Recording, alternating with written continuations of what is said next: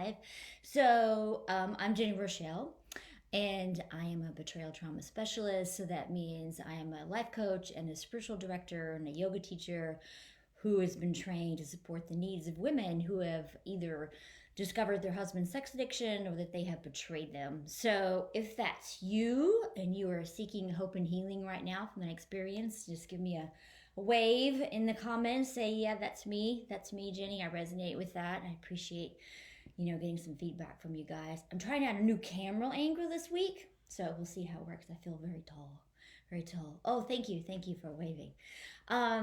So today what I want to talk about is parenting with PTSD.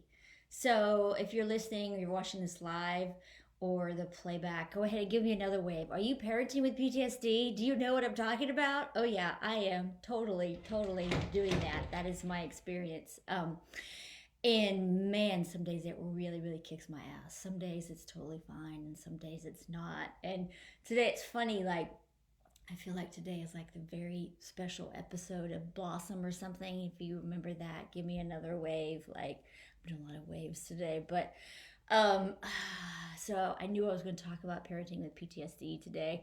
And I woke up this morning with so much anxiety in my body. So I just want to name that. And like, if my energy feels off and weird to you today, like you are not crazy, you're not imagining it. I'm definitely woke up wrestling with it, and honestly, I've had anxiety most of my life. I think as far back as kindergarten, maybe. And I know now that I also had was walking around with most of my all of my childhood and way into adulthood. I was walking around with lots of unprocessed and untreated trauma, and I think that's true for most of us. And unfortunately, that life experience, whatever happened to you as a kid, and there was definitely some things that probably happened to you, um, and then what has happened to you because of your husband's sex addiction or betrayal, it impacts your nervous system and it impacts your ability to parent and be present for your kids. And so I see this as sort of an evolving, I think, multi-part series of like what it's like to parent with PTSD. Today, I'm going to talk about, I think, how it shows up and how you can notice when that's happening to you. And then I think next week we'll talk a little bit more of how to manage that and sort of some of the self-regulation tips that I have for you. But let's just start talking. So for me, okay, I think I'm going to start at the beginning a little bit. For anyone who's new to the show, like, partners of sex addicts and women with betrayal trauma experience a high percentage of high percentage of women who are partners of sex addicts or with betrayal trauma. You have PTSD, like you do. You're walking around, your nervous system is dysregulated. Woo, mine is dysregulated this morning. You have trouble eating, sleeping, taking care of yourself. Sometimes your hair falls out, you lose weight, you gain weight. You're walking around in this sort of brain fog, like you can't remember things, you can't focus. There's so many ways that this happens. And also, like you're walking around like sort of hyper vigilant. I think that's one of the ways it impacts with your kids. Like for one, I used to have a higher tolerance for when my kids were crazy. So I have three boys, right? From ages 8 to 17. They're loud, they're rowdy, they're crazy, they're boys. But my nervous system, because I'm several years out now, my life is wonderful, and I still have to manage my PTSD like on a daily basis. Some days it's fine, it's sort of a non-brainer, no brainer, sorry. And other days it's much harder and I have to be much more intentional. So when they're being really crazy, like it's my job to realize they're being boys and it's not their job to regulate my nervous system, right? It's my job to stay calm and take care of myself and take time outs and give them permission to be boys and give me permission to be a woman who is dealing with, a whole universe of symptoms going on inside my body on a daily basis. And so just realizing that that's what's going on and going, oh, I'm having this sort of strong reaction to my kids being crazy and loud because my nervous system's like, oh, I'm being assaulted because they're crazy boys and that's what they do. And one of the more interesting ways where it gets harder is with my oldest son. sometimes he and I are having like sort of these, he's different, he's individuating right now, right? He's 17, he's getting ready, he's got his license, he's going to be moving out of the house. And so, we're sort of experiencing this sort of normal push-pull of relationships. And like, I have to be very careful when I'm in conversations with him or heated debates with him. Sometimes he will say things or do things that are super triggering for me, meaning they remind me of how I was gaslighted and treated by my ex.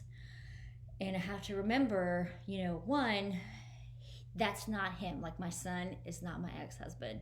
And so I have to lean into the fact that some percentage of what's going on in my body, which is super real, and I'm not being overly dramatic or too sensitive, it is super real, and it is the fallout of having PTSD, but of being aware of the fact that in any given moment, like if I'm upset with him, some percentage of it is about him, my son, and a large percentage of it is not about him.